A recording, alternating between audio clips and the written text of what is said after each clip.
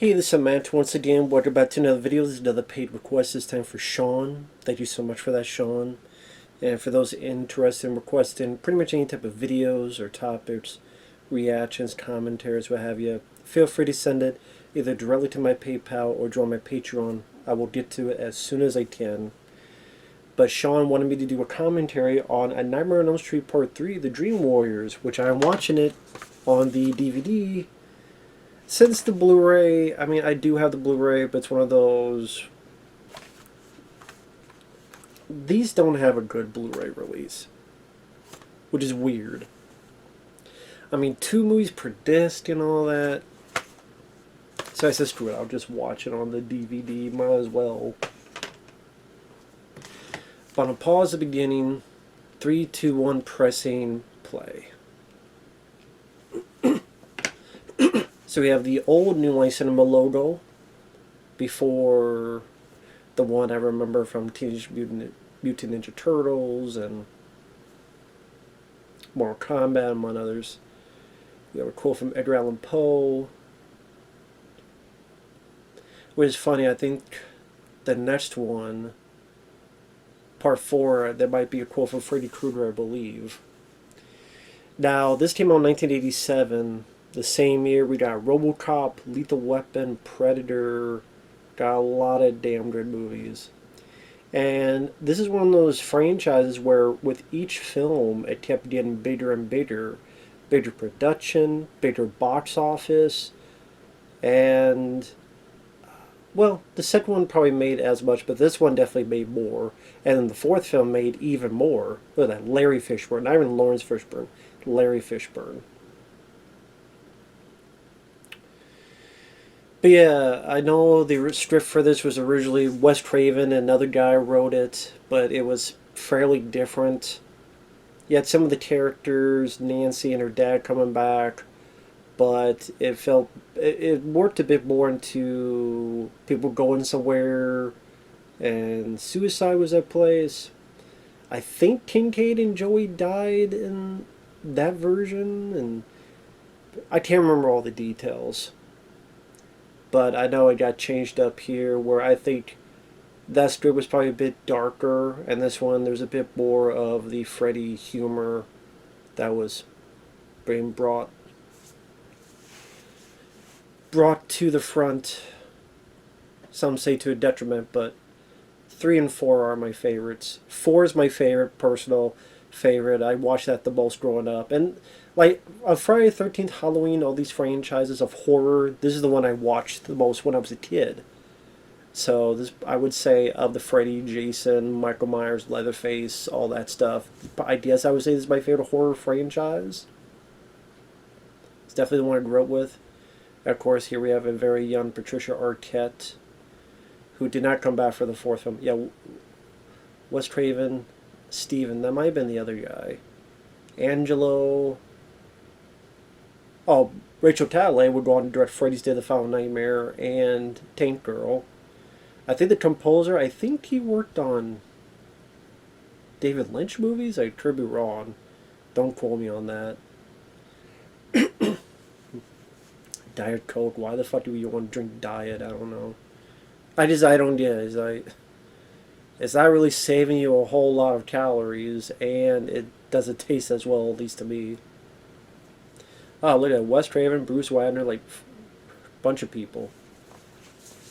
But yeah, I think it was Frank Darabont and Chuck Russell that reworked the screenplay, and of course the two of them were going to work on The Blob, 1988 remake. Chuck Russell directing it, Frank Darabont helping write it.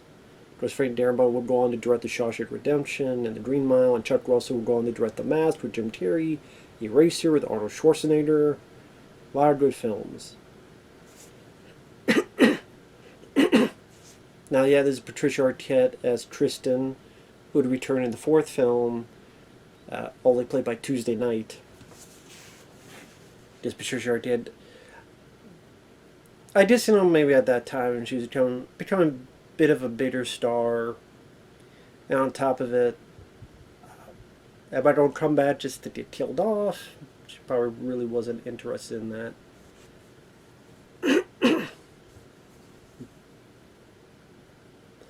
Now that's kind of a cool setup where later on you have the similar scene and the mom is standing in a similar way and then Freddy just comes out and grabs her and just cuts her head off and shit.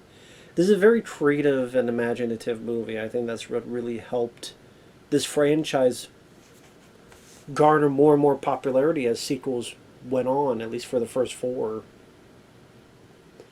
Because unlike Friday the 13th or other slasher franchises, it became much more of a spectacle, special, not just special effects in terms of gore, but just creativity and event movies. They felt bigger. They felt more grand than just the cool typical slasher.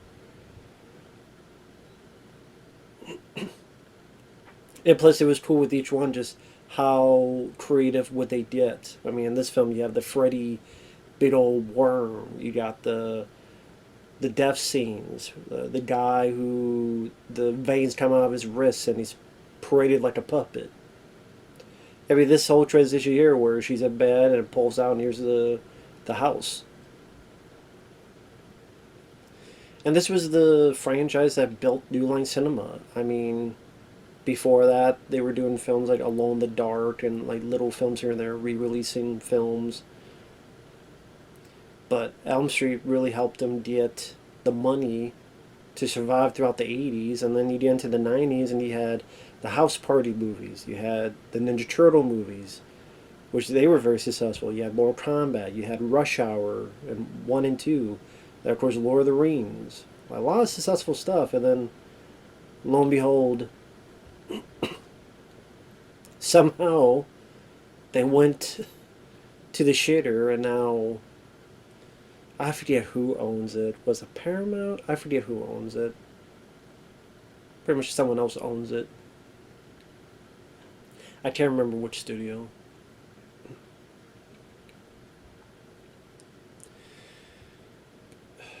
I haven't seen the documentary Never Sleep Again for a while, but if you like these films, definitely search that out. It's a really, really good documentary on the franchise.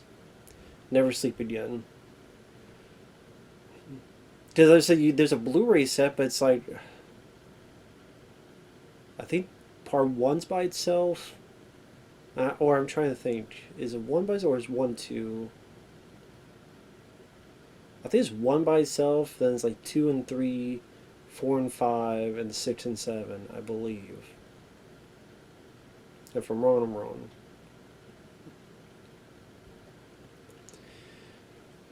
Freddy's Home. There you go.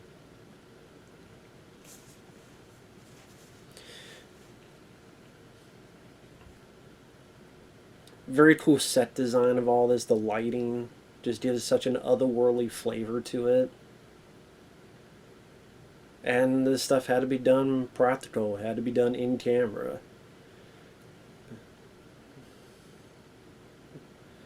And we're going to get our first appearance of Freddy in this. Very much like coming out like a bat out of hell, just...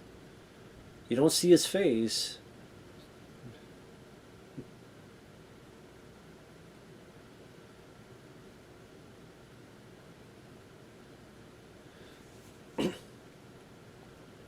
That was kind of a fucked up reveal coming up where she's carrying this girl and it's a fucking skeleton.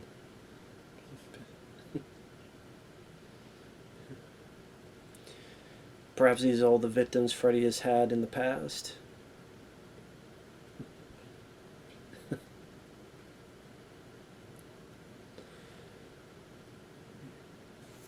Now, it doesn't... This pretty much skips over Elm Street 2 because there's zero upon zero reference to that movie. Because when it came out, a lot of people didn't like it. A lot of people felt it was a step down. They felt, we went too far astray. This is we're going to go back to formula. We got Nancy back, and we got the dad back, and all this stuff. Again, this time with creativity, like this stuff here, like the faucet becoming a hand, and then this stuff here. Like Freddy's going to do this to make it seem as if she was going to end her life, which is what people assume. And maybe that's what the script was, where people assumed all these kids were ending their lives, but it was Freddy doing it, or something like that again. I can't remember the details. It's featured on that documentary. Here's Lawrence Fishburne, which I don't know if anyone ever asked him about this film. He probably would deny it. I don't know why. I mean, it's part of a big franchise and does a good job in it. He survives. The black guy doesn't die in this movie. Both of them, him and Kincaid.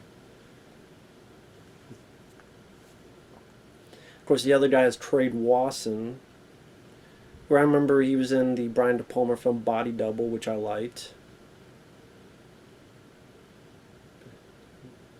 We have this lady here who I think later she'd be in that film Bad Dreams, which the marketing made it seem like it was another Elm Street film, but it really isn't.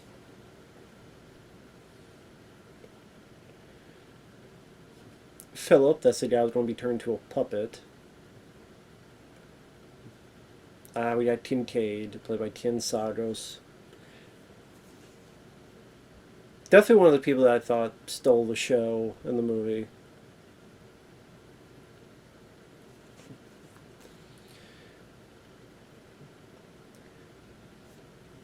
It's one of those things like Ken Sagos was such a personality in this movie. And, you know, Elm Street 4 is my favorite. Maybe it's like the one I watched the most. I do agree, I don't really care for how the Dream Warriors were killed off that quickly at the beginning. But I mean, with this film, like, I don't care how they treated the John Saxon character, and I don't know, the way Nancy dies, I have issues with as well. But I still enjoy both movies. I don't know, maybe because the rest of the film, maybe because the other characters I enjoy. Like Lucy Wilcox is my favorite character in the entire franchise of Alice. Here I like the Dream Warriors, so okay, what happened to Nancy? I'll let her go. Unlike Alien 3, where, you know, no one fucking lives except the worst piece of shit prisoner, and ooh, right in the gut. That was a nut.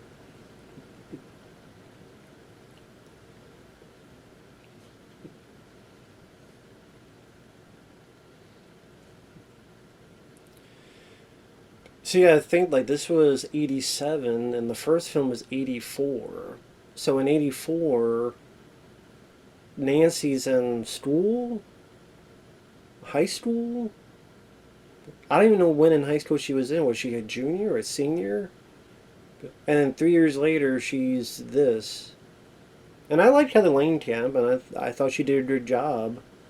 But it's one of those where in 3 years, like, she looks as young as them, so it's weird to think of her as the adult of the group.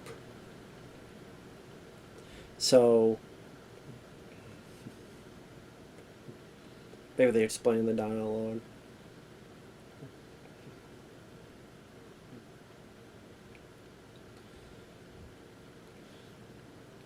I think in the original script there was much more of these two being a couple and like a sex scene or something. I believe.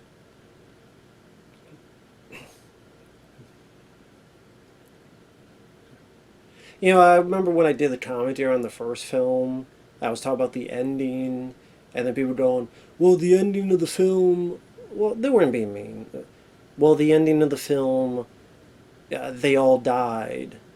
Or it was all blah, blah. I'm talking about, no, the Wes Craven wanted a question mark. Was it all a dream? Was everything, the entire movie, a dream? Are they all right? You figure it out. And obviously, within the film itself, she's alive. Her friends are dead. So I don't know what that transition would have been like at the end of Elm Street 1. When she's teared away in the car, did she wake up? And then what? Did she move away? Did she, like, obviously years went by and Freddy never bothered her. In fact, Freddy forgot about her. So it's kind of a weird transition of what happened at the end, after the first movie. I didn't. Did she just escape from the nightmare? Was Freddy too weak? Did she move away and that battered? I mean, I'm surprised there hasn't been like some comic book or something. Maybe there is that goes between part one and part three. But yeah, part two is completely ignored. I mean, the last time we saw was Freddy driving the bus, and there's Mark Patton and the character Lisa, and we never see him again, either of them.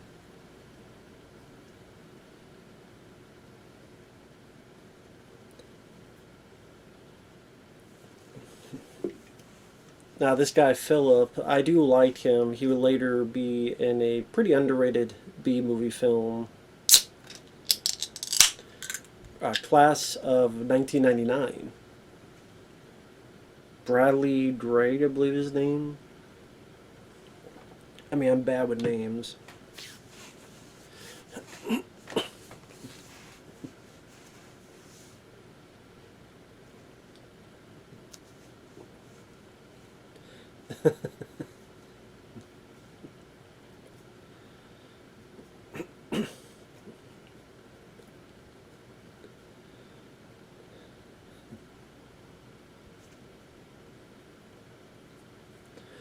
And there's the mute Joey.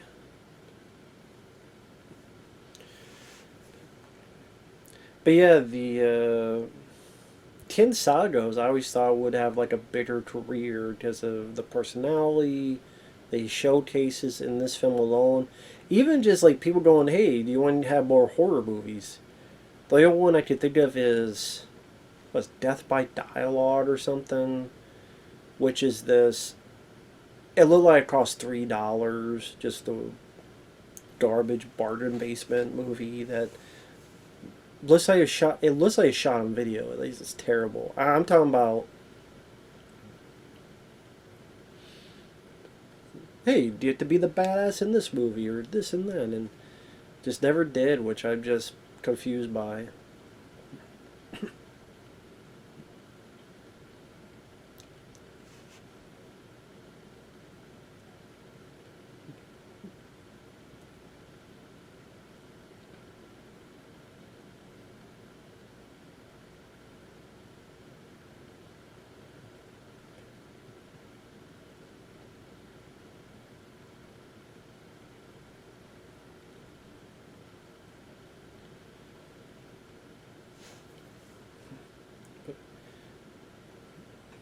But yeah, with Helene Camp, I don't know. She, it seems like she's more willing. Well, I guess she's willing to talk about all of them, but like you hear more about Elm Street One and West Dreams Do Nightmare.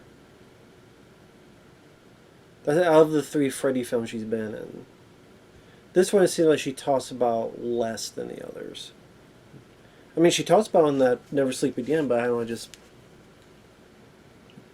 I just been compared to other ones.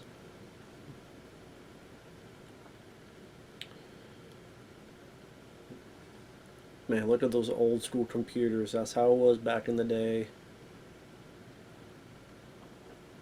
Floppy disks and everything in between.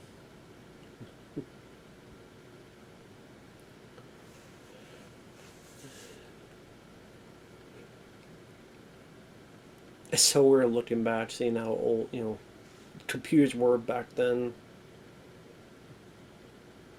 There's a world of difference.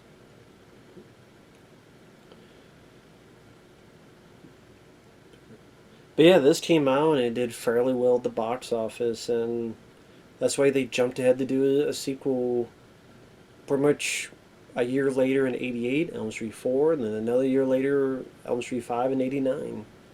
One was more successful and one wasn't.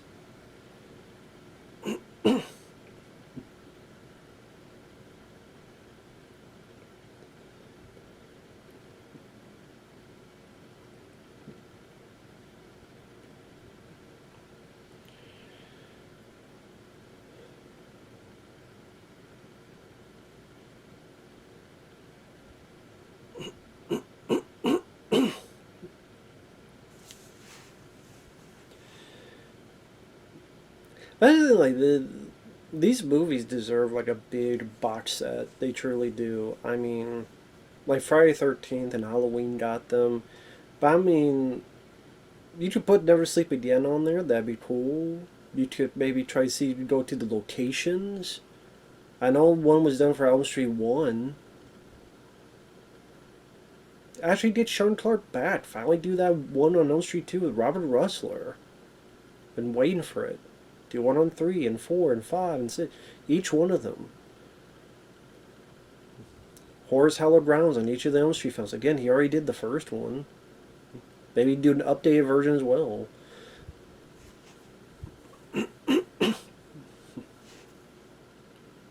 Commentaries.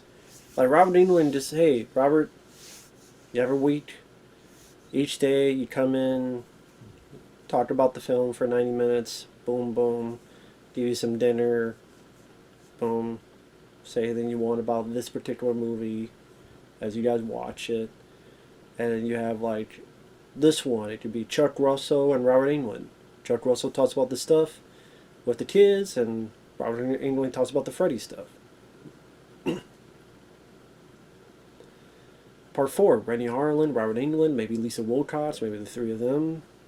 Maybe even the guy who plays Danny, maybe the 4 of them. Whatever the case may be, I mean.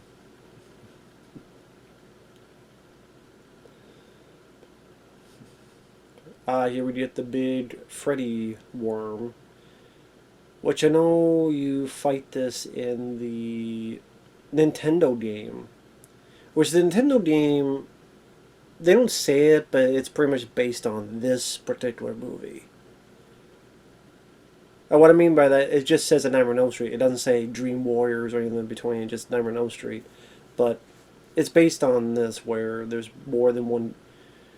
The super, the magic powers, the dream powers. Again, this figures in it. It's interesting when you watch it again, just how long it is before you actually hear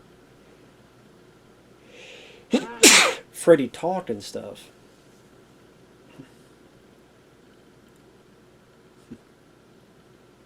This is an interesting effect that she disappears.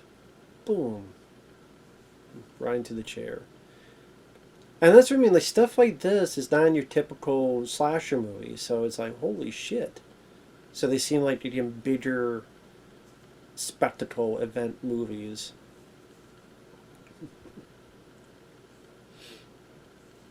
And there you go.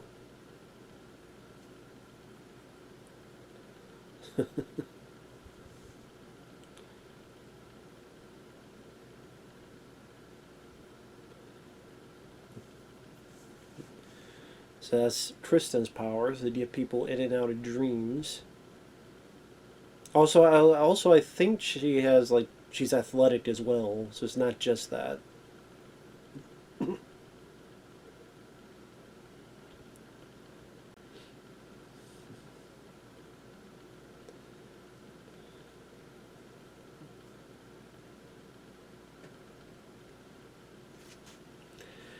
Now, Patricia Arquette, I mean, I don't mind Tuesday Night in Part 4, but Patricia Arquette was definitely the more wholesome Kristen.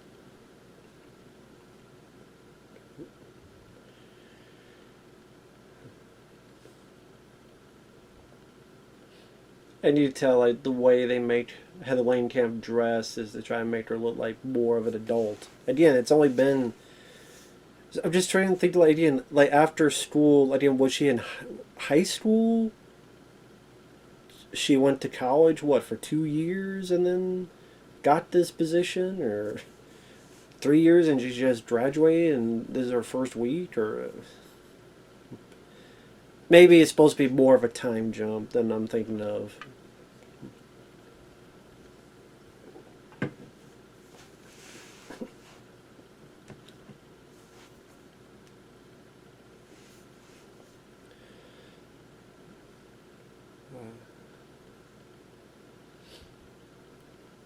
Will.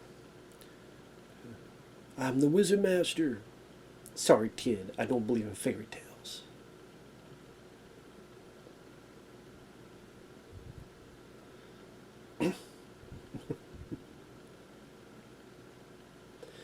I got this lady here. It's not the actress, just her character, just so hate her. It's kind of like that lady in Wes Craven's New Nightmare, who's trying to talk down to Heather Langenkamp.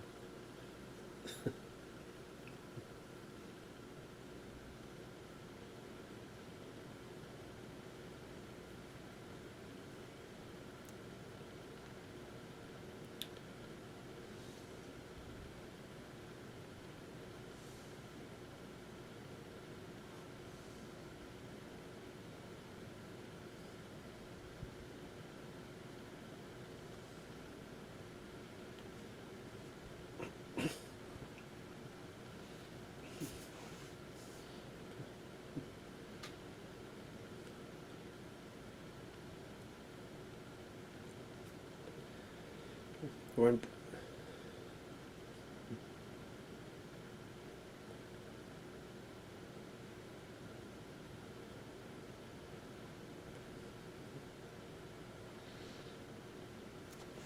I'm waiting for the Kincaid's line. Oh great, it's my dick that's killing me. I do love the Kincaid here. I do wish he had lived. Yeah, there's a few things I would change my own Street for. Let one of the Dream Warriors live. Let it be Kincaid. Maybe Freddy's like, whatever, you're not important or whatever, and I'll keep you around, the toy with you, or whatever. I mean, it's Freddy. He do whatever the hell he wants.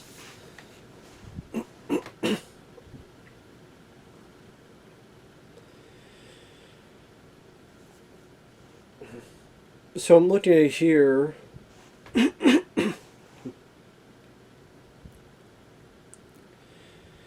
Craven's first concept for the film was to have Freddy invade the real world. Krueger would have haunted the actors filming a new Elm Street sequel. Really? He thought of that back then?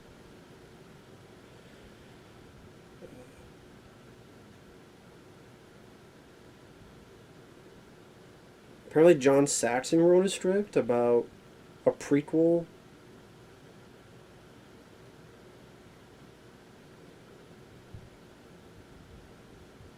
Robert Englund wrote a treatment.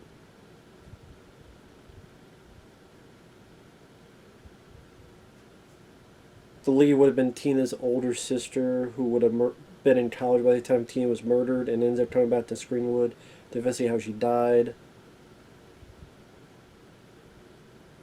And Freddy would set up booby traps like Nancy did against him in the dream world.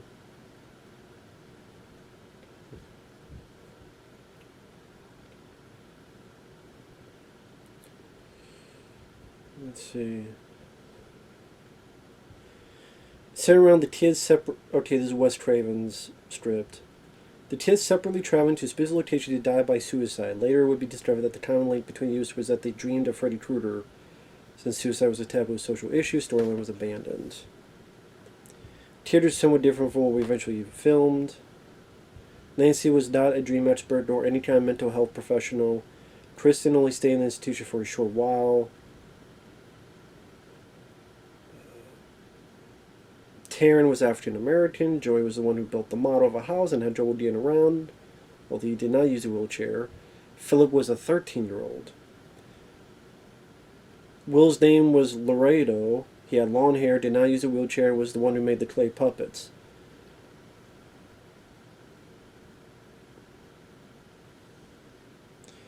Western specifies the house in his original script to be an architectural portal to Freddy's dreamscape. It is virtually a limitless world of the human psyche in all of its dimensions.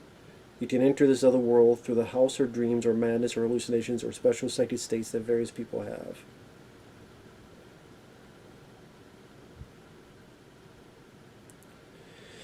Nancy learns that Krueger is obsessed with finding the house where he was born so he could burn it down. There's no mention of Krueger's mother having been a nun or that Freddy was born of 100 maniacs.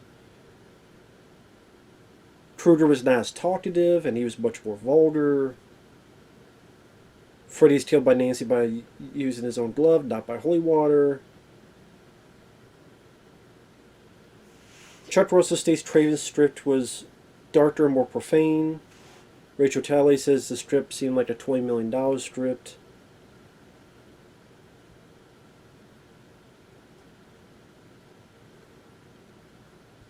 This here is definitely one of the highlights. Again, just such a cool idea to take the puppet and make a Freddy puppet.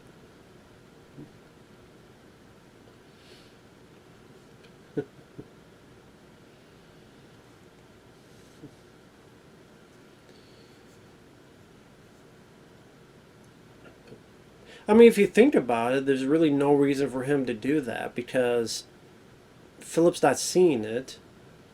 Freddy to just pop up right there and do this. There's really no reason for him to turn into a puppet, and but it looks cool. And this bit here, God, with the vein, like, that still gets me.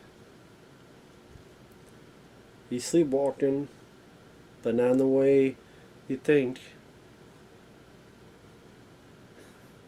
I love that line too. Have a nice stroll, asshole.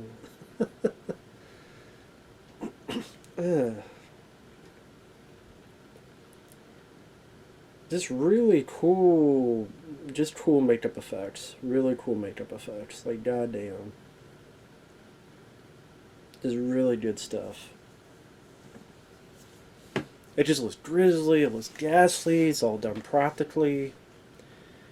And of course, you know, this is your textiles at work, whatever. I never really knew what was up with that shot where it's a long shot and you see like the strings, they like fade in and out. Like he's walking on the side like this way and it's like they zap in and out, in and out. It's almost as if it was like the effect wasn't finished or something. Doesn't know what he's doing.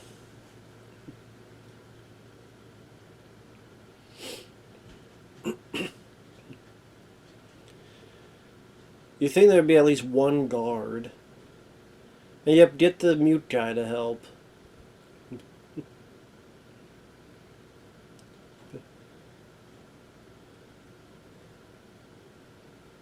Again, where are their guards? Like, there's no guards, nothing.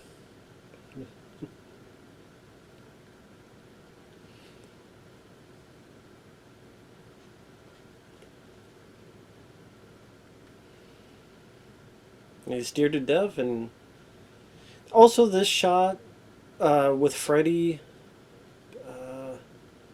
Well, I guess it's meant to be like you see the stars through him. That's the whole point. I guess if they made him more solid, maybe they think it would look sillier. Only here you see through him, you can see the stars.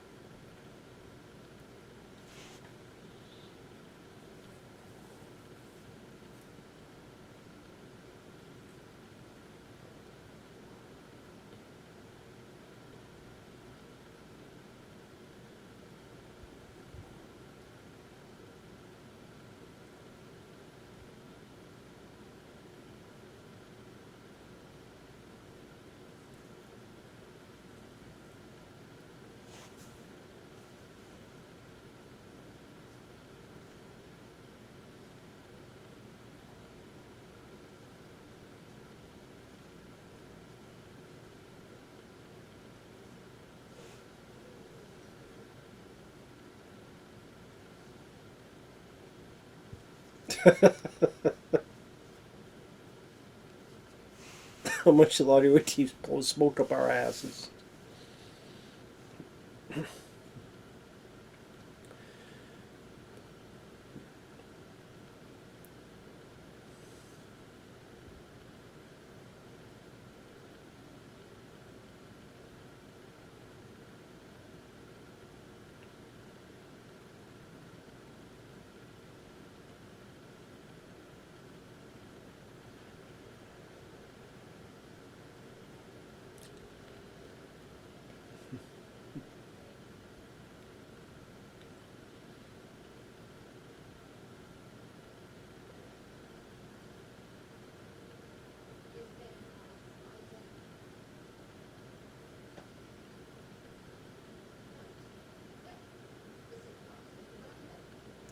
Now this brings up the idea of hypnosil.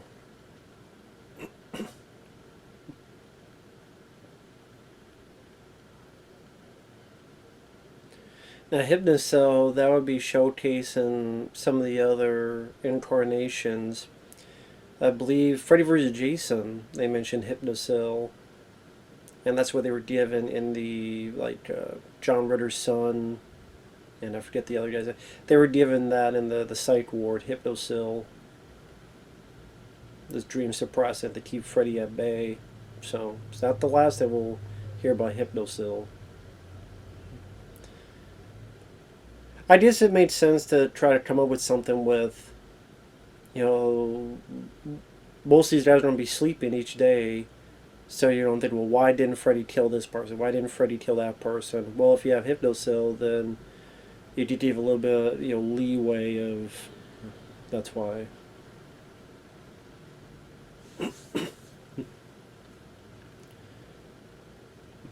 Although I guess they didn't do it soon enough.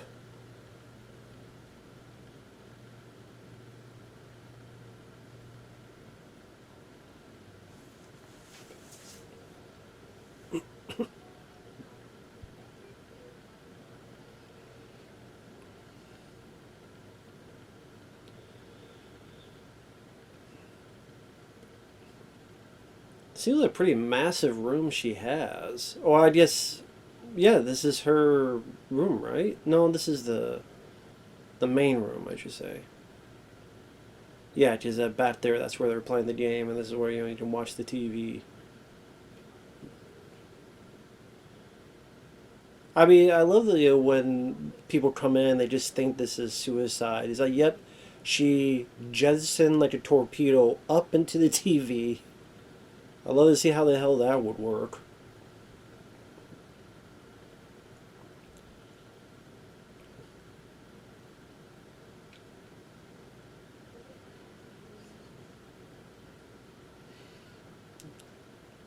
The drugs.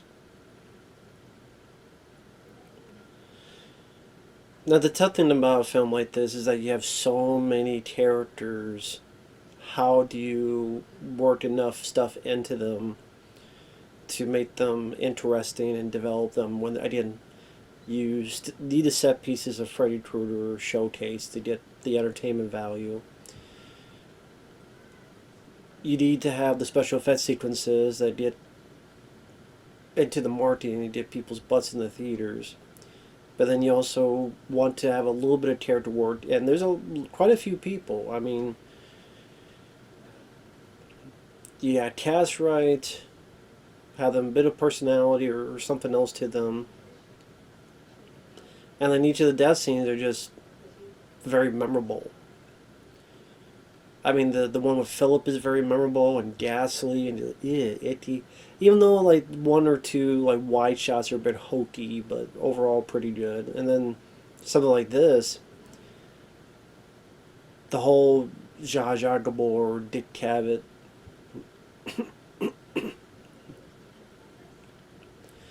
From what I understand, when they got Dick Cavett, oh that bit with the guy going like this, that was Donald Pleasance from the 1982 film Alone in the Dark with Martin Landau. And from what I understand, Dick Cavett chose Zsa Zsa Gabor. I think it was supposed to be someone else, but Dick Cavett, like, okay, who's someone I would never have on my show, who I think is really, his view was who I think is a fucking moron. Or just lack of whatever. Just a fuck what you think. Now, I don't know if it's true, but I heard that Zsa Zsa Gabor, like, she didn't know anything about Freddy Krueger, so when that bit happened, she was like, oh, shit. Although, I don't know how that would be, because she would have to come in, like, replace Robert Englund and do that, but...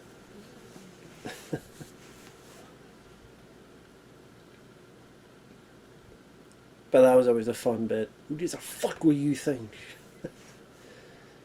Because it's one of those things where you never know what's going to happen, so you're on your toes. Anything can happen at any moment. Like this here. That's a cool effect, and especially this coming out of the TV. You've been breaking TV. And of course the big line, welcome to prime time, bitch.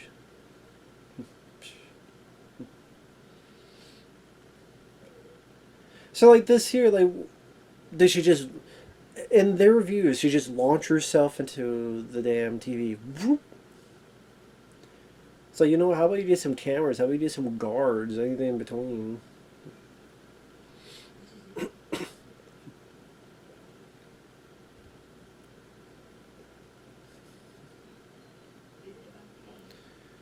course, we kind of find out this is Amanda Kruger.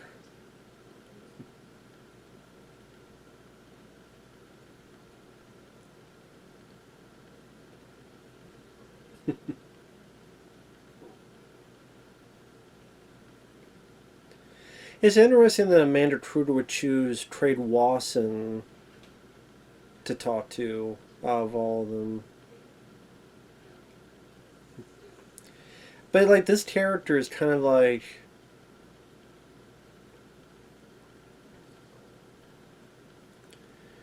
she doesn't flat out tell him what's going on. You would think if it's to warn people, like, why won't she talk to Nancy? Like, Nancy would believe her, because Nancy believes in Freddy, dealt with Freddy.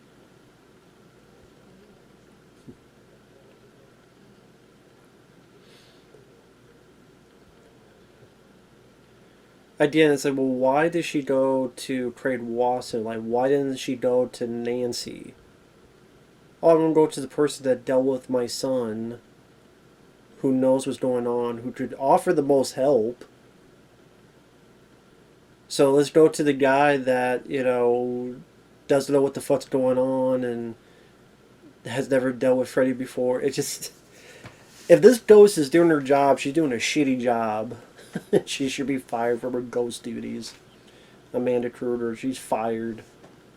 Like, she doesn't outright say or warn. She's cryptic, allowing multiple people to die before she gets to the goddamn point. She doesn't go to the people she should go to. This Amanda Kruger ghost is actually an asshole. The more I think about it, she's a fucking asshole. Fucking prick.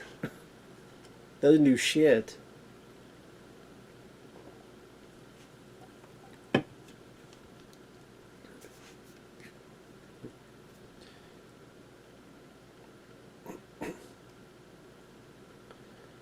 I do like Trade Wasson. I think he does a good job. You know, you feel sorry for him. He's likable, and that's another character you never see again.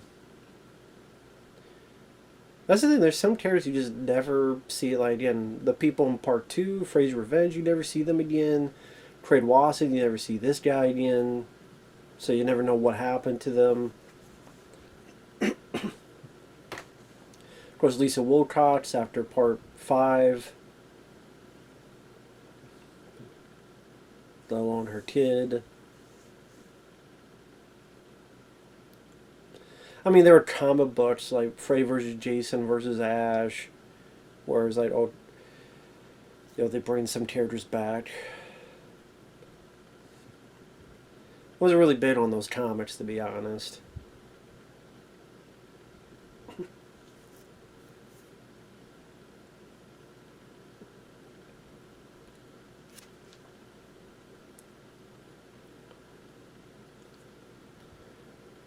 But it's cool that Trey Wasson is open to letting this happen.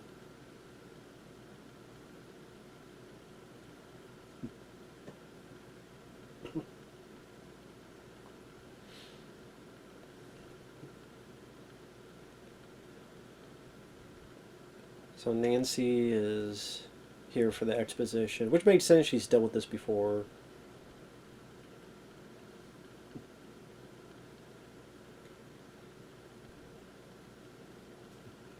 Okay, so it's been 6 years.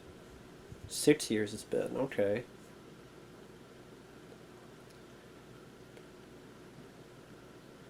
You're the last of the Elm Street children. But then Kristen brought Allison, and then he has a new game to play. And then part 5, it was the baby.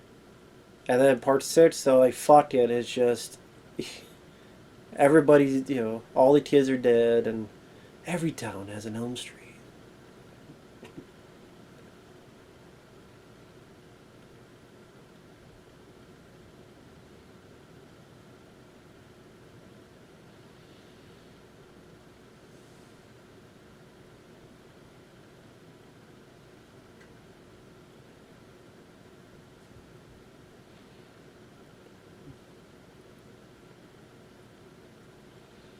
Okay, Nancy, fine, but like,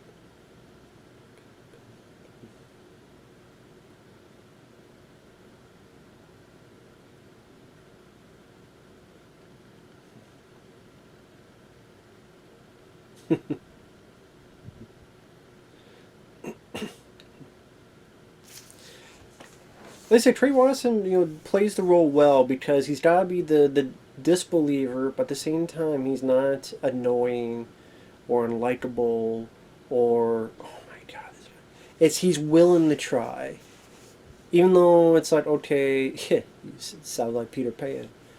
He's willing to try because anything to protect these kids. So it just makes him a likable protagonist.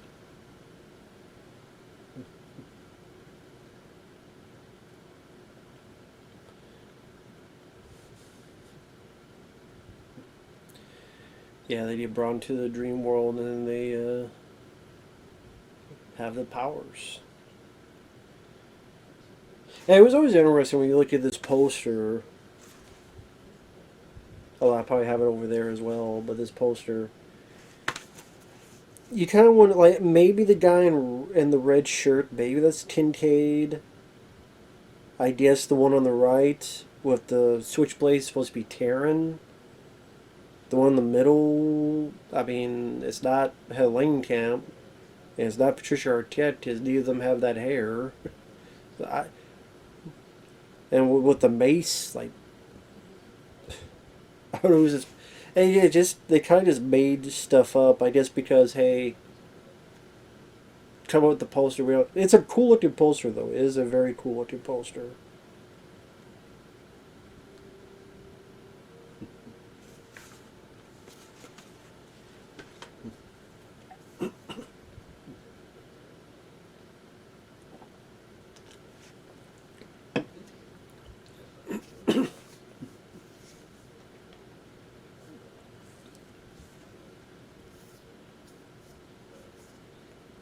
But here's it. We can't realize it's a dream yet because we need to get Joey out of the group.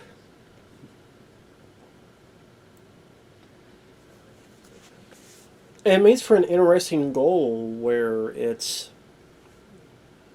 in a way becomes a rescue mission. Joey is captured, held hostage. Was it "come and get me, bitch" or what he puts into Joey's chest?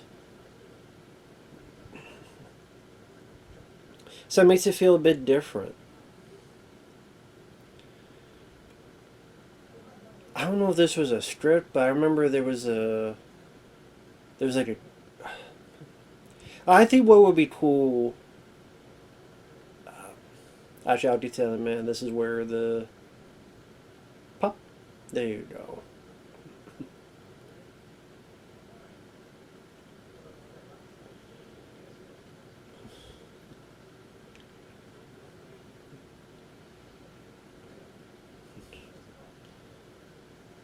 You just saw marble. You just saw him fly out and into the space, and you still think you were not in a dream.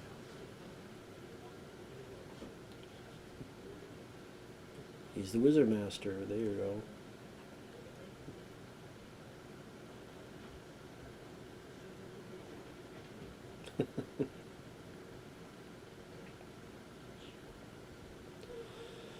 Now, does Legacy not have any powers in the dream?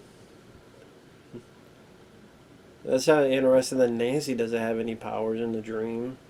I mean, it seems like she knows all about this, but she has no. Again, she has no powers.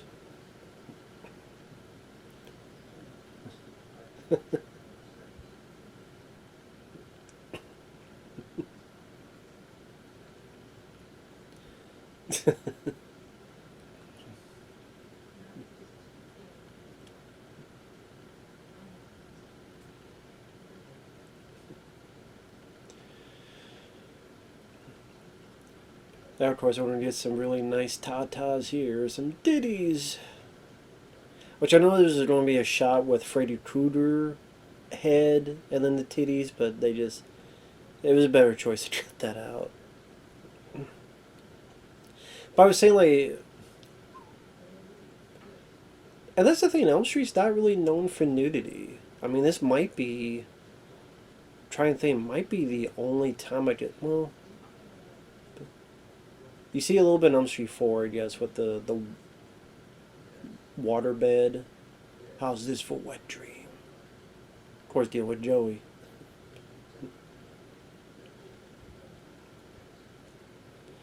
Ugh.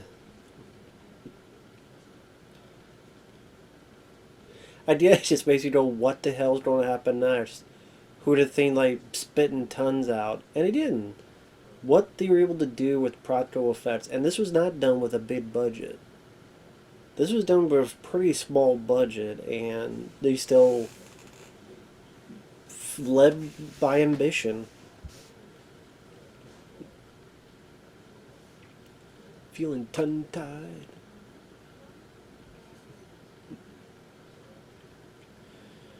Okay, we have to build this thing here and make it look like it's a gateway to hell.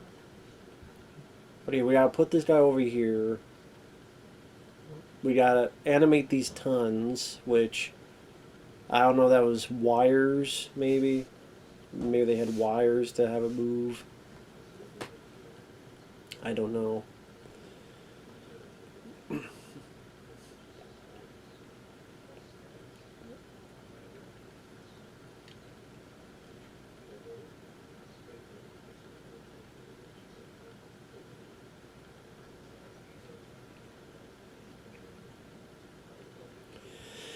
But I was saying, like, a plot that would be interesting would be like a child, right? He's kind of like Joey. He's put into a coma, and it gets to the point where you have this stuff going back and forth, and his father trying to deal with what's going on, and it gets to a point where either the father and son are estranged, or the father's the only. Actually, I like the father and son. The father's the only one that believes in the son, and what's going on with the kids. The mom, maybe the parents are estranged, the parents are divorced. Maybe have that the parents are divorced. The dad means well, it's just things didn't work out, but he means well. Kind of like a Stallone over the top Lincoln Hawk type of character. And then it leads to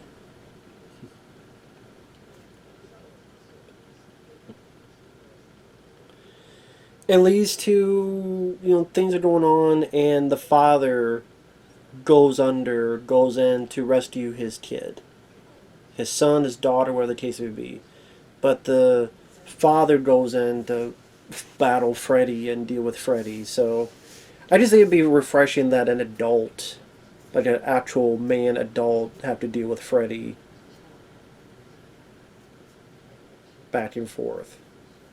I guess kind of like a male version of the Dream Master, but at the same time it's this revenge. No, I mean rescue mission.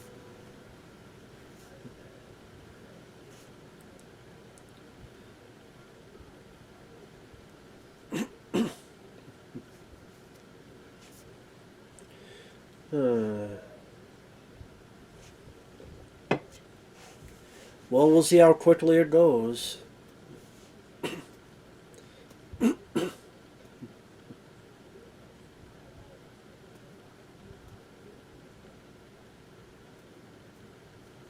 Shane don't do shit. And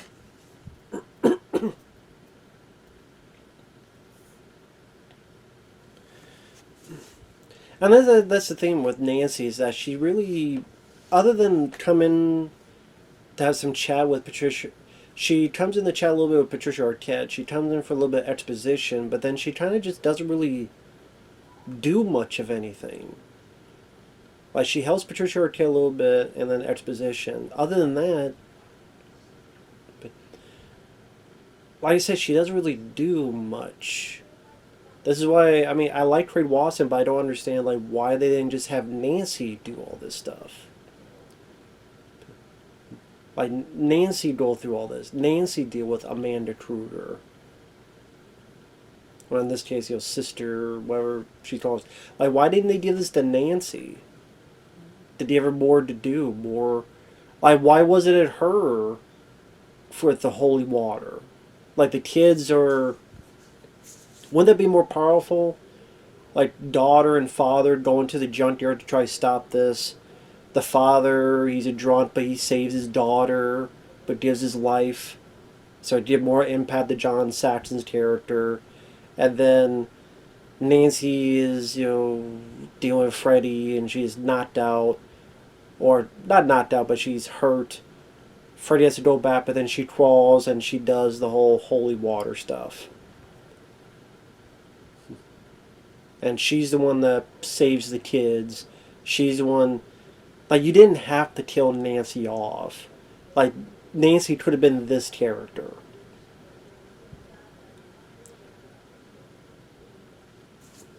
Like I said, I really do enjoy the film. I'm just thinking, like, why couldn't this be the Nancy character? Again, her dealing with that. Again, wouldn't that be more powerful? Her and her father at the junkyard, her seeing her father die, but the father protected her. They have a nice moment. She's mad and pissed, going after Freddy, who's his skeleton, and then.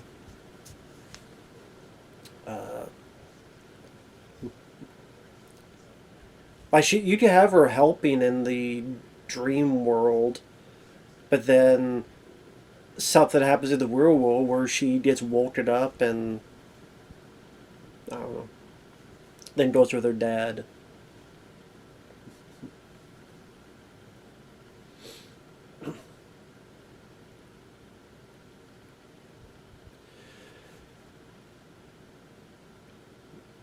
And this backstory never bothered me. The whole son of 100 maniacs type of stuff.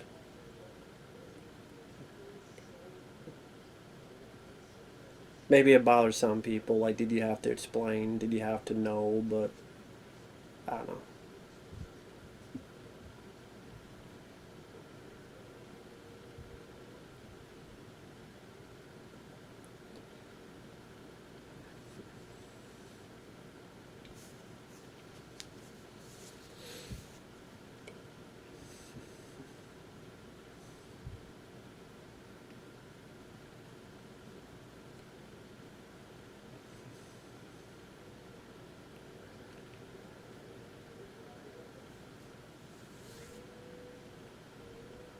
The bastard son of 100 maniacs.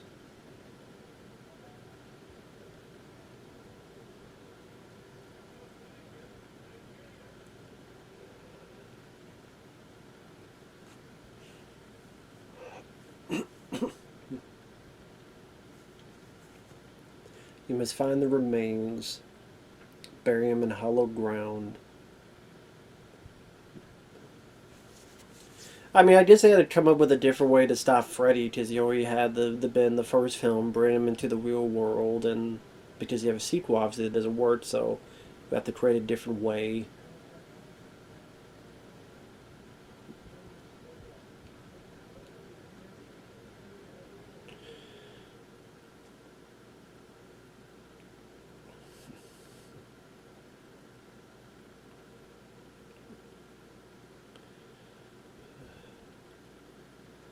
But that's the thing it is. Like Trey Watson kind of has his own movie going on. It's helped that he's a good actor and he's a likable character. That does help it.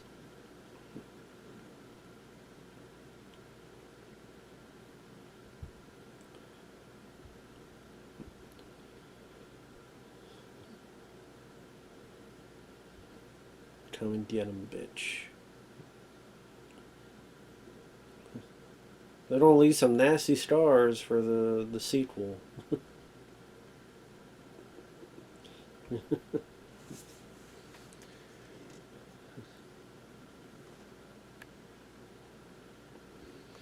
see, I think we have like 36 minutes left of the movie.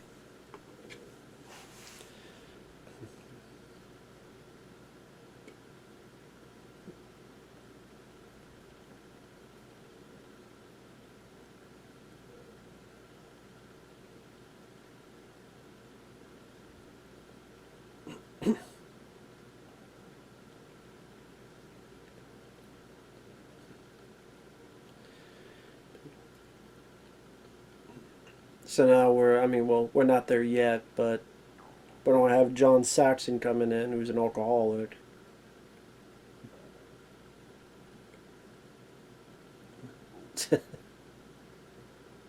Body slammer now. No, not her. Body slam the doctor.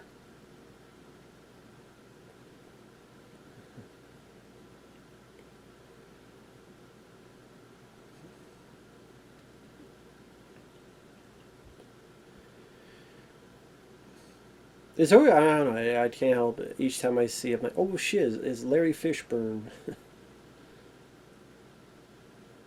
Which his career is a bit interesting. I think at one point there was talk of him being in Pulp Fiction, but then ultimately that became Sam Jackson's role. And then I think there was a talk of maybe him in Die with a Vengeance. Then Sam got that as well, so. There's John Saxon. Rest in peace.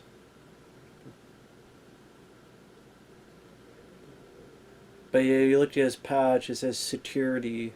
So now he's a security officer.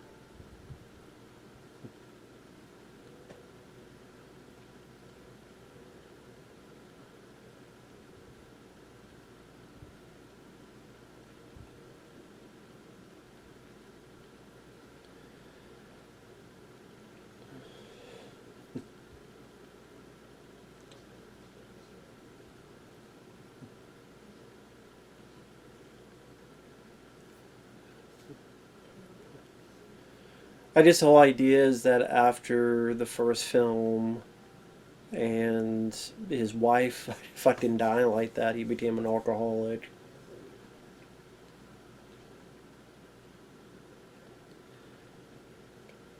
I just make him alcoholic was their idea of trying to give a bit more character to him.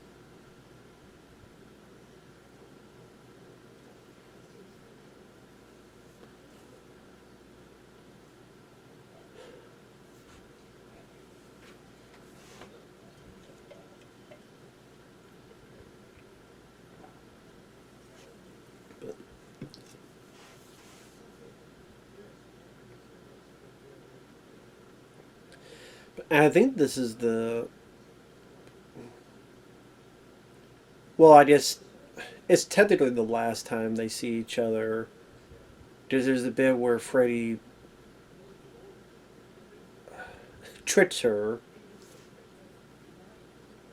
and then stabs and kills Nancy.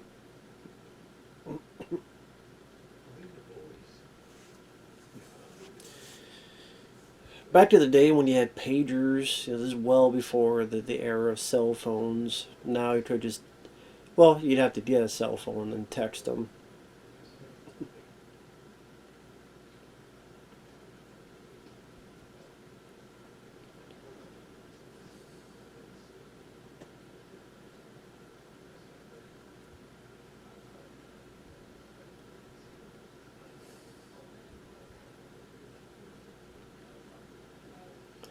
Again, I think it's supposed to be a big hint that they were lovers, and that again, that's why there was going to be a sex scene, and that's cut out. So which is fine. They're comrades. They're friends. Please meet you. Now that we've met,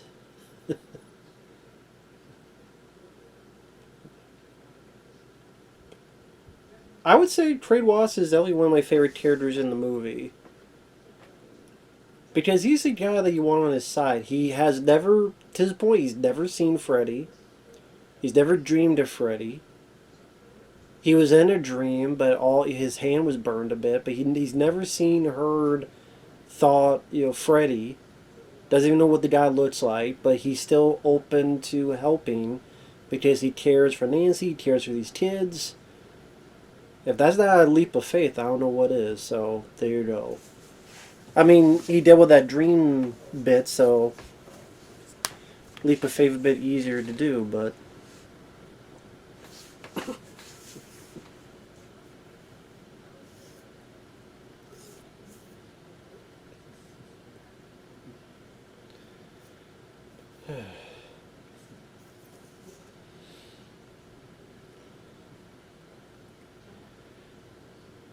Of course, we get the crosses and holy water. Of course, people could say, what is he? Is Freddy Krueger a vampire?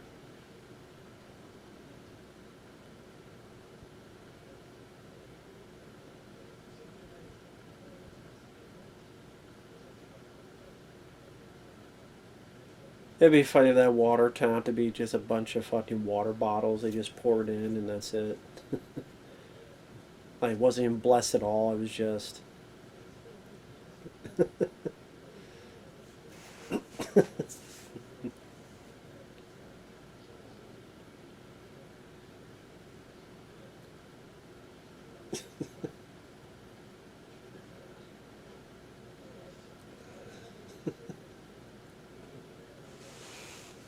I just imagine, like, he actually did come back to get his fucking driver's license, like, after everything that happens.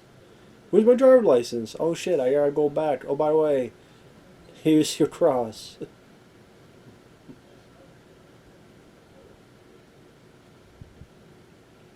By the way, if you hear a wind sound, it's the AC. It's gotta be on because it's like 105 every single day. Otherwise, just be dying of sweat in this fucked up country.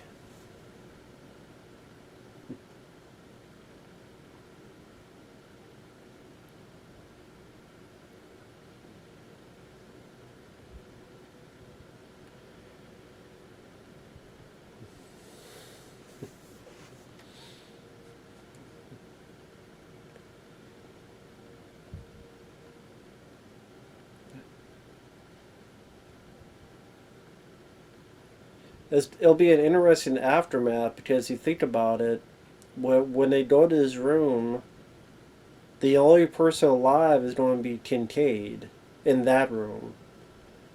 So I think in reality they probably think Kincaid murdered them.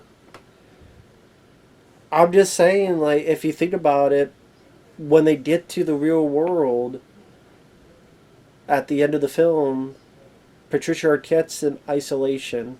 Joey comes out of a coma. Kincaid's going to be around three dead bodies: Nancy, Taryn, and Will, the Wizard Master. So this guy who's been fit to anger and fighting and disciplinary problems, he's now surrounded by three dead white people, and the black guy is the only one standing. You know, in the real world, he'll be hanged. You don't get hanged. They don't lynch him. He would not be fighting getting out. So, for part 4, he wouldn't be alive anyway. They would have hanged him in the realistically. In jail or whatever, death penalty. Just think about it. After the movie's over, who's alive in this 4? Kincaid. He's going to be surrounded by 3 dead people. I'm in seriousness. They would look at the bodies and they would. Well, actually, it'd be their wounds, right? So, Will would have had knives in the neck, her in the arms, and Nancy in the stomach. Just motherfucker's ass all over Dreamland.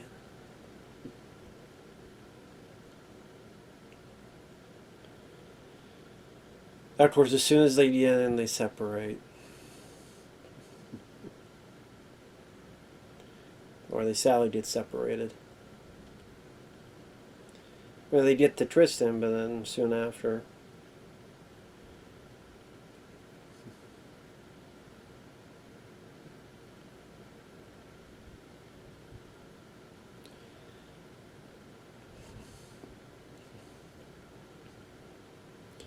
This is how people felt when they watched the remake of Elm Street.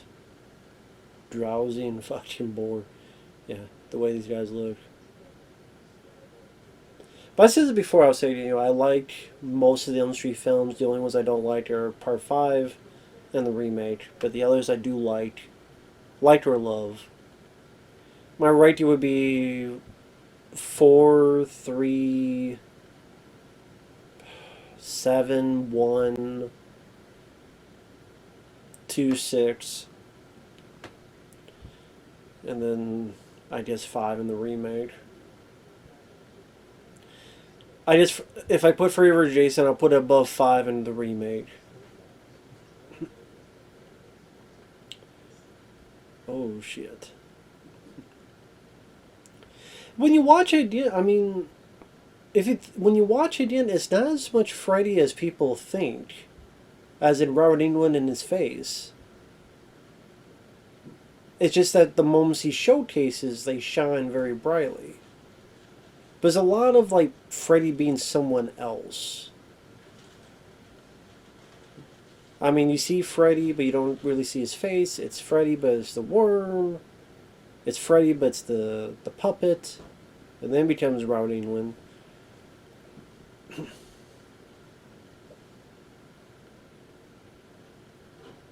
It's Freddy, but it's the woman. Because it's a reflection of the beginning of the movie. But we want to see that payoff where...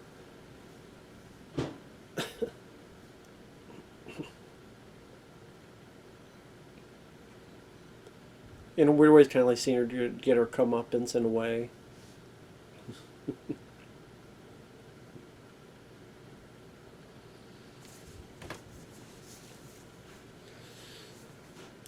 Here you go.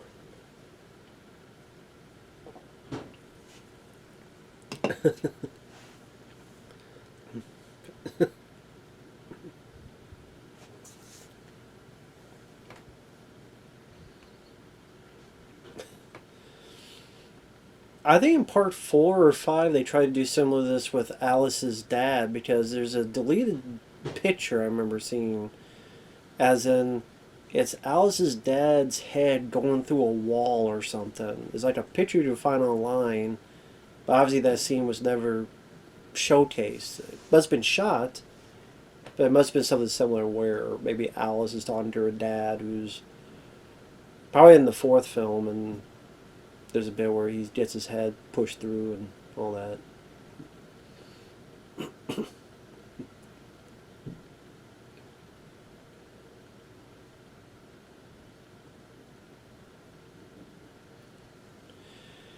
You don't really have a lot of the Dream Warriors fighting together. Maybe a little bit. Well, not a whole lot of them fighting together, so to speak. Taryn and Freddy. That's the thing, like, the ambition, like, okay, we gotta make this complete set.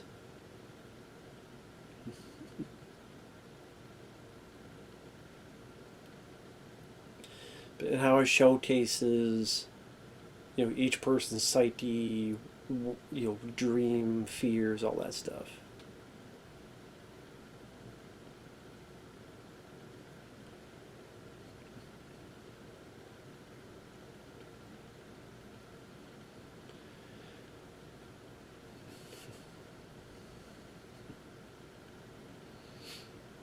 I kind of liked how Freddy was like so calm, like, oh come on.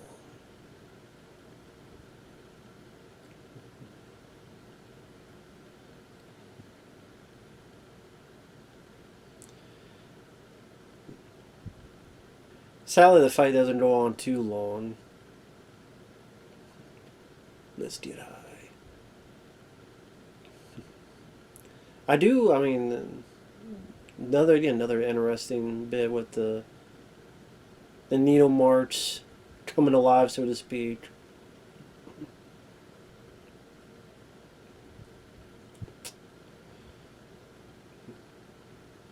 That little bit with the vein popping up.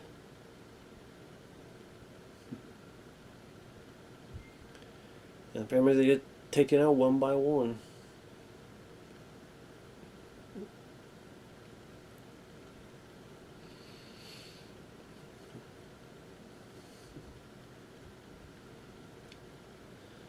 It's like some of them have these powers, but they don't.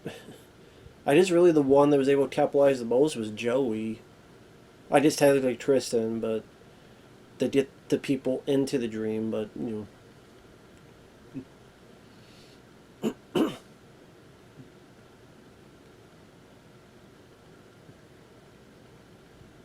They definitely took heavy casualties because Taryn and Joey, I mean, Taryn and Will and fucking Nancy all got killed. Maybe if this was thought of as the last one, then maybe people have more merit to it. I don't know. It's back in the saddle again. Robert England just made the role work so well with Freddy Krueger.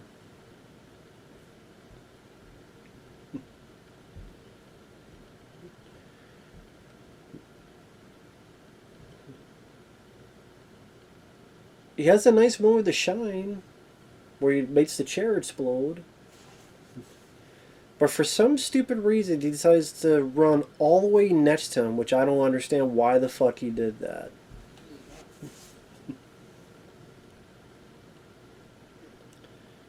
Like, he does this, but why he has to run all the way up, I have no idea. Sorry, kid. I don't believe in fairy tales. Oh, okay, it's in the chest. Well, kind of the shoulder area where. But yeah, I don't know why the fuck he ran all the way up to be 2 feet away from him. I mean, go at a distance, man, and go the opposite way. Kind of wish those two had a bit longer, bit more stuff to do. But Sally just wasn't the case. There you go.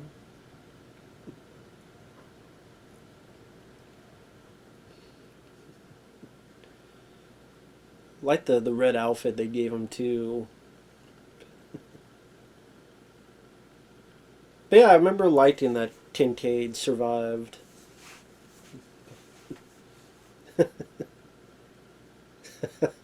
You bird face pussy! Cougar pussy! I knew the chicken shit.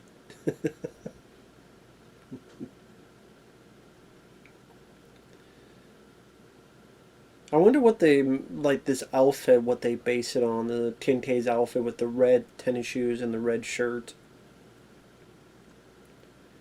I mean, it looks like the Mr. T toy. Like there, well, there's one of those Mr. T toys back in the day that can't remember which one.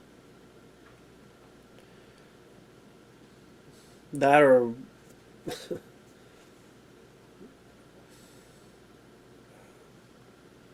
one of the game for Fat Albert.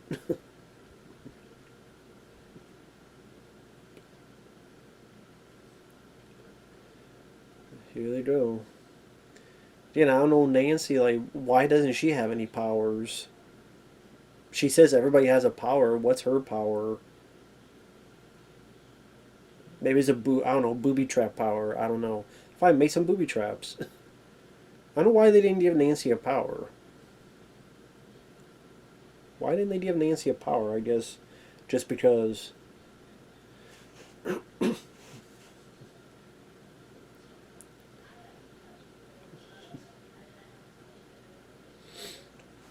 But yeah, I know there's talk from time to time of they're going to do another remake, they're going to do a reboot, this and that. Just let it go. I mean, you had Freddy vs. Jason, 2003. Then you had the remake, which was an awful, in my opinion, awful fucking movie. Absolutely garbage film. You don't need any more. Just move on, create your own character, do your own thing, and that's it. There are plenty of movies you should. Okay, well, I want to detail dreams. Then detail a dream horror film.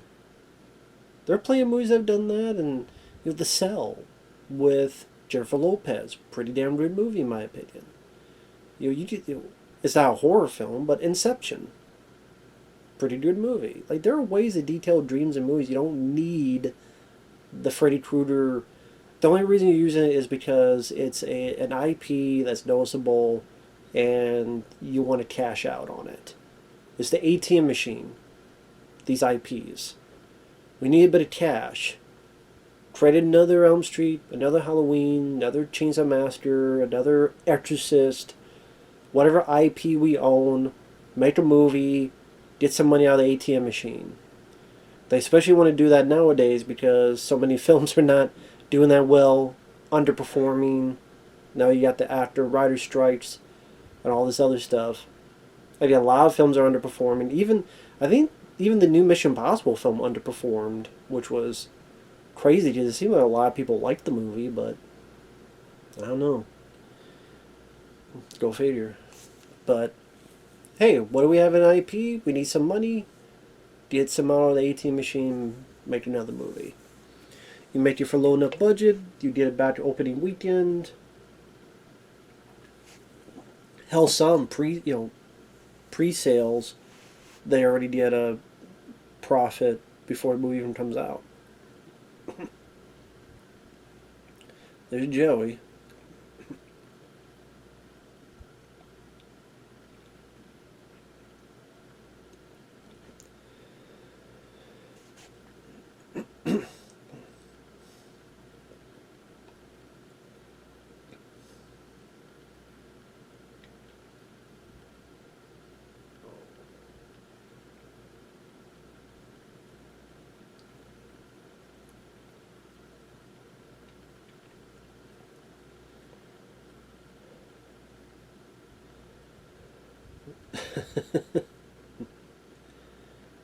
Robert Langdon just does a great job, just so theatrical and works so well.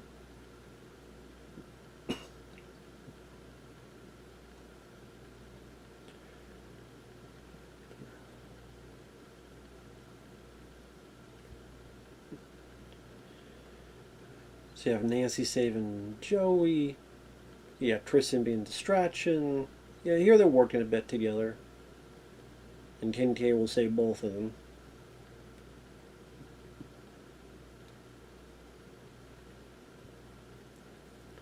There you go.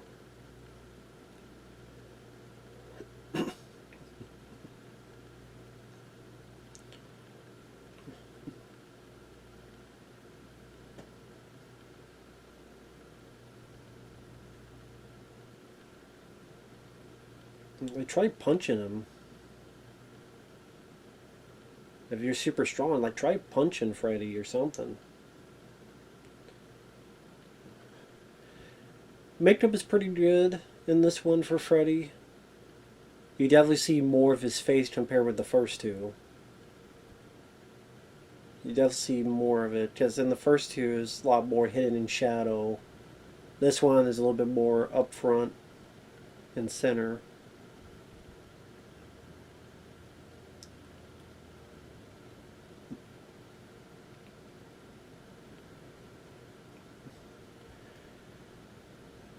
This is really the first idea we see of the souls of children giving them strength. And the chest of souls, which we see later on in the next movie.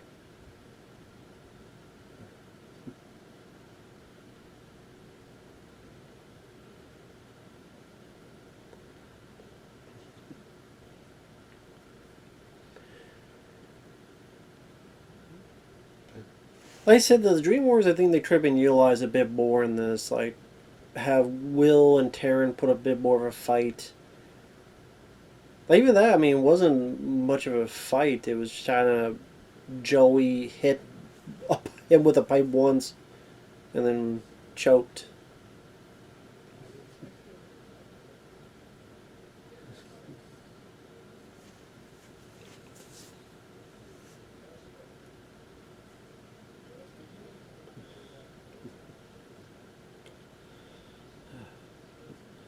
Just put the fucking bones in there.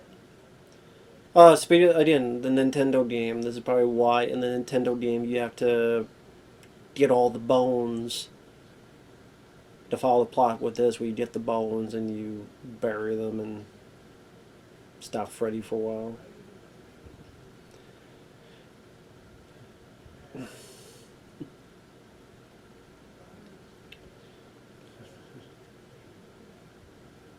I mean, it might not seem much, but pretty dangerous stunt. Like, you have all these cars toppling over, you have a real actor stuntman, whatever, in the what was it, the foreground, you know. Maybe we did some kind of Jason Argonauts stop motion stuff.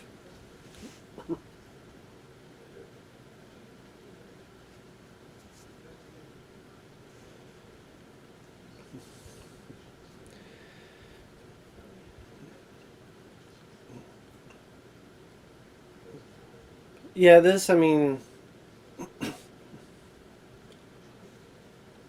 I think a lot more could have been known John Saxon's character, who's, you know, a big part of the first film, is just, nope, he just grabbed and just impaled. That's it.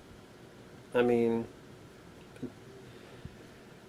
if people want to talk about what Elm Street 4 did to the Dream Warriors, I mean, look what they did to the characters in the first movie and this one. And John Saxon was just, oh, picked up and impaled, and that's it.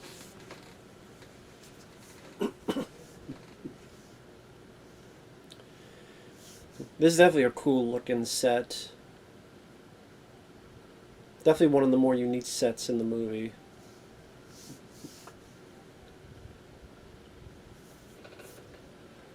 And we're going to showcase Joey's power.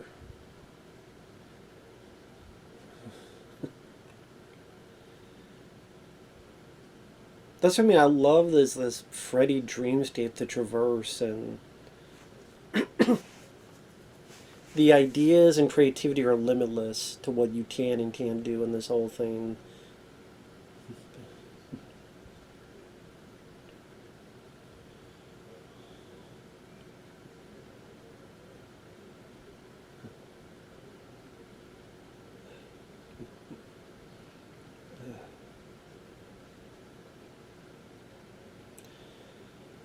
Give Joey something to showcase.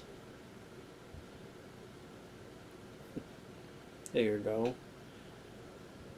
Pretty much got the red brown yell, or was it? Was that Havoc from X-Men? Pretty much got that power.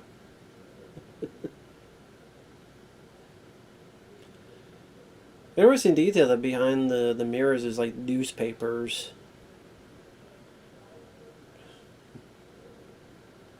Do you see that? It's like, it looks like newspapers. I don't know if there's anything on them like specifically. See, I don't know why you would assume like, okay, Joey streamed and all of a sudden he's gone. I thought that's just a weird assumption from Nancy. It's a very weird assumption from Nancy. Like, yeah, he's gone. Like, why?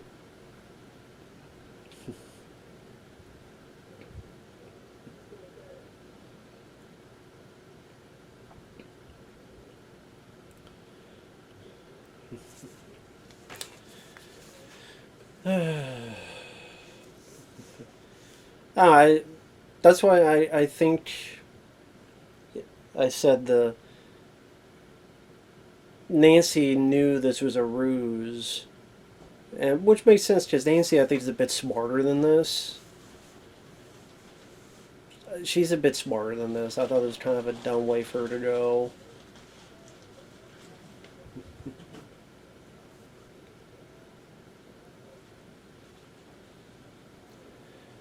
Again, it is. I mean, at least she gets one moment to like grab him and have him stab with his own glove, but I don't know.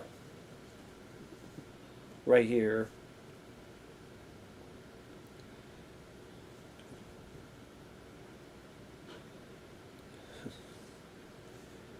So yeah, I guess in the original strip, like this is how Kruger died with his own glove.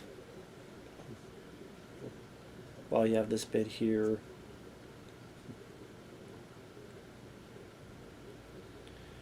I do like the effect coming up with all the light coming out, mimicking the splashes of holy water. I think that's a really cool idea. I think that looks pretty neat.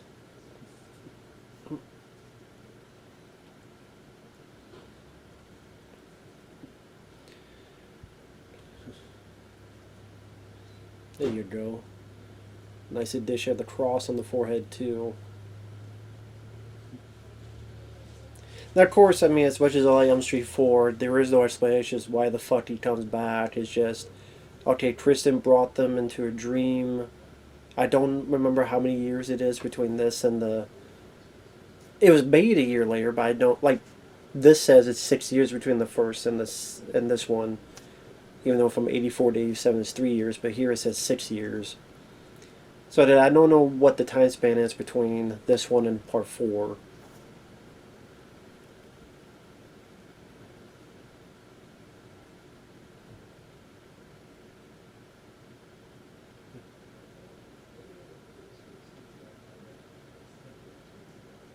Because we got. I'm trying to think who those people are in the sitting down in the front.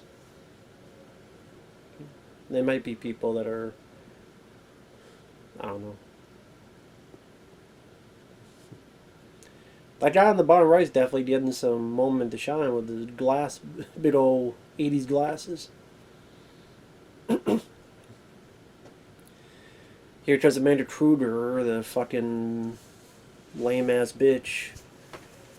Didn't fucking want to tell anybody anything. Like, could have told Nancy, could have told all this shit. Instead, Nancy, Taryn,